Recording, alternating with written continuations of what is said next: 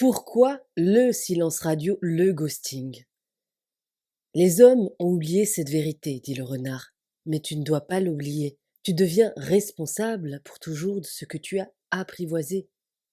Tu es responsable de ta rose. Je suis responsable de ma rose, répéta le petit prince, afin de se souvenir. Citation du Petit Prince de Saint-Exupéry. Si vous écoutez ce podcast, c'est que vous avez pu expérimenter au moins une fois dans votre vie ce comportement hautement toxique de la part d'un être cher, un ami, la famille, un amoureux, un ex. Dans un premier temps, définissons le sens du ghosting.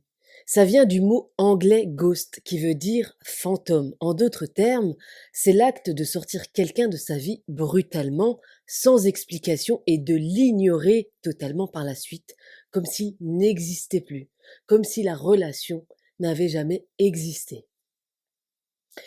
En psychologie, on parle de violence émotionnelle passive-agressive.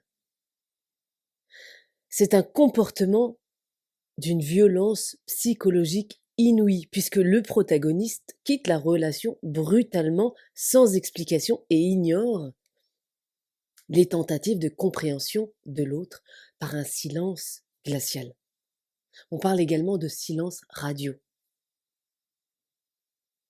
Alors ce type de comportement toxique est très répandu de nos jours, alors que par le passé, il était l'apanage des profils diagnostiqués pervers narcissiques, qui l'utilisaient pour manipuler leurs victimes. D'ailleurs, on remarque que ceux qui subissent ce type de comportement vivent une grande souffrance psychologique allant jusqu'à se culpabiliser d'avoir poussé l'autre à les ignorer. C'est un comportement toxique qui peut être destructeur, surtout si vous êtes vous-même en détresse psychologique. Alors, contrairement à la perversion narcissique qui, je le rappelle, est une pathologie mentale, la plupart des personnes qui pratiquent le ghosting de nos jours le font par immaturité émotionnelle. Ce sont souvent des personnes qui ont un trouble de la personnalité évitante et qui, par peur de la réaction de l'autre face à une volonté de rompre, prennent la fuite comme un animal sauvage. Autrement dit, ils n'ont pas la volonté consciente de vous faire du mal ou de vous manipuler comme un pervers narcissique. Mais de par leur propre toxicité et immaturité émotionnelle, ils vous font du mal. Ils agissent mal. Vous ignorer et vous fuir est une façon de se protéger et de faire l'autruche. Pour la plupart d'entre eux, ils ne se rendent pas compte des dégâts émotionnels causés à l'autre. Alors c'est certainement de l'égocentrisme et il faut comprendre que plus vous tenterez de les mettre face à leur comportement dysfonctionnel avec des reproches et plus ils vous fuiront. Et moins vous aurez de réponses.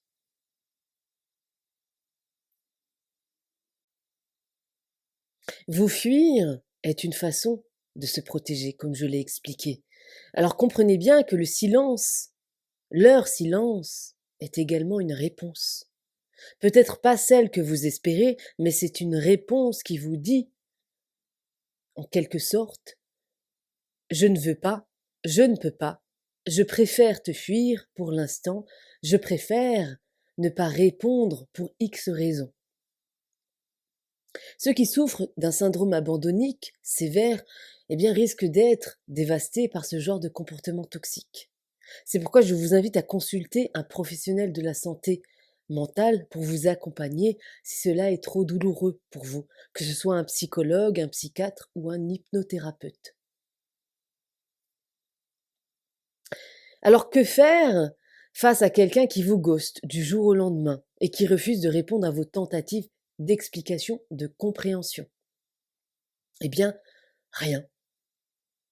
Vous ne pouvez rien faire face à un tel trouble du comportement si ce n'est l'accepter et vous en protéger. La chose que vous devez absolument comprendre, c'est que ce n'est pas personnel, ce n'est pas contre vous. Celui qui pratique le ghosting ne vous en veut pas, ne vous veut pas de mal.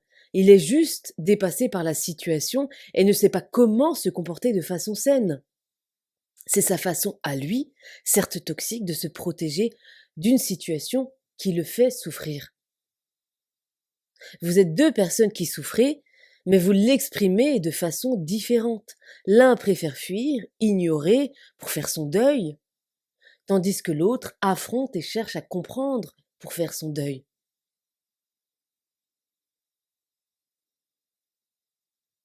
Comprenez bien que la toxicité de cette personne que vous aimez vous fait du mal. Donc il est nécessaire de vous en protéger. Ici, il n'est pas question de vous culpabiliser, de vous en vouloir et de vous demander qu'est-ce que vous avez fait de mal pour mériter ça. Vous ne méritez en rien que quelqu'un vous traite de la sorte. Il n'y a rien de normal à agir de cette façon immature et toxique.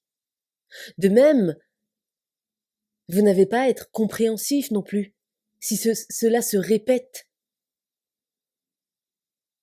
Et même si ça arrive une seule fois, vous n'avez pas à être à la merci du mal-être de l'autre.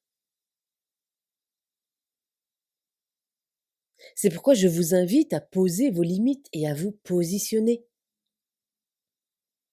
Personne sur Terre ne mérite qu'un être cher le traite mal, même si c'est malgré lui. C'est à vous aussi d'exprimer vos limites à l'autre de façon saine et à refuser qu'on vous traite de la sorte, qu'on vous manque de respect. Et si cette personne que vous aimez n'est pas mature émotionnellement pour une relation saine, équilibrée, et que vous l'êtes vous, eh bien vous savez quoi faire. Parfois, tout l'amour du monde ne suffit pas à construire une relation saine. Donc il faut vous éloigner pour vous sauver, vous protéger de la toxicité de l'autre.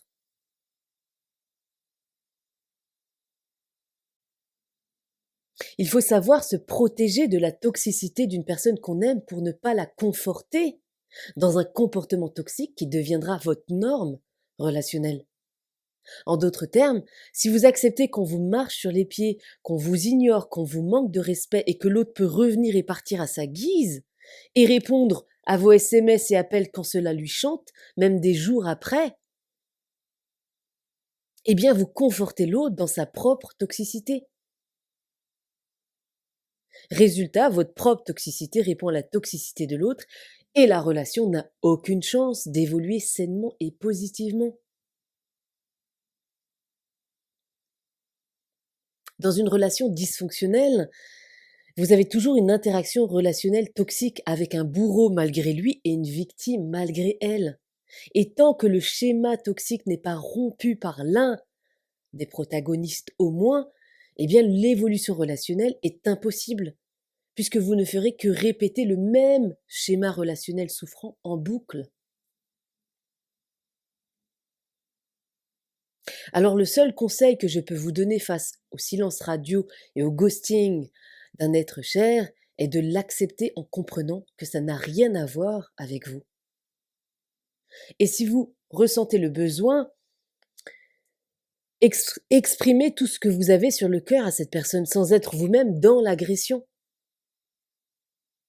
Tentez au maximum de faire preuve de maturité émotionnelle dans l'expression de votre souffrance face au ghosting pour éviter de vous transformer à votre tour en bourreau et de faire de l'autre votre victime. Veillez à ce que les rôles ne s'inversent pas.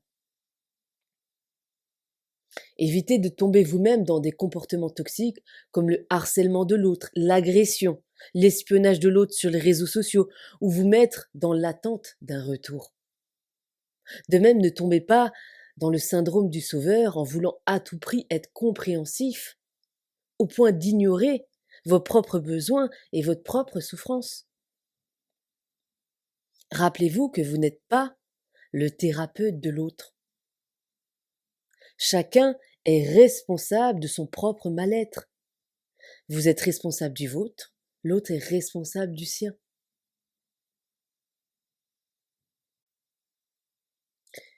Pour terminer, j'aimerais préciser ceci. Lorsque je vous invite à accepter la situation telle qu'elle est, cela ne veut pas dire qu'il faut rester accroché à l'autre ou rester dans une relation souffrante.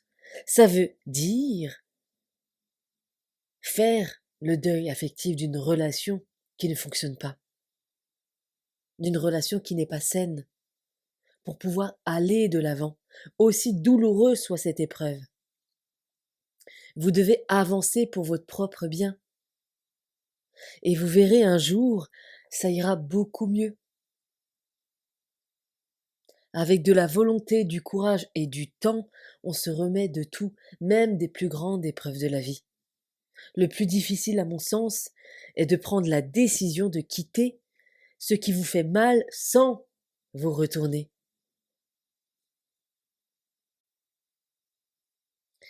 Et pour ceux qui ont le besoin absolu de comprendre ce qui se passe, le pourquoi du ghosting, et qui se torturent l'esprit avec ça, je vous invite à lâcher ça.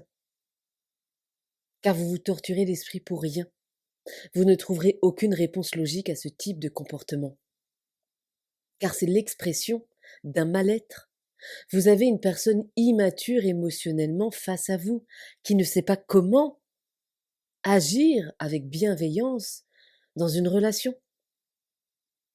Et d'ailleurs, construire une relation saine avec ce genre de profil est impossible, sauf si l'autre prend la responsabilité de son propre mal-être et décide de se soigner. Alors, si vous êtes en grande souffrance, faites-vous accompagner par un professionnel de la santé mentale, ayant un diplôme dans l'accompagnement. Évitez à tout prix les charlatans New Age qui pullulent sur le net, car ces derniers vous maintiendront dans la souffrance, soit par l'ignorance, soit par manipulation.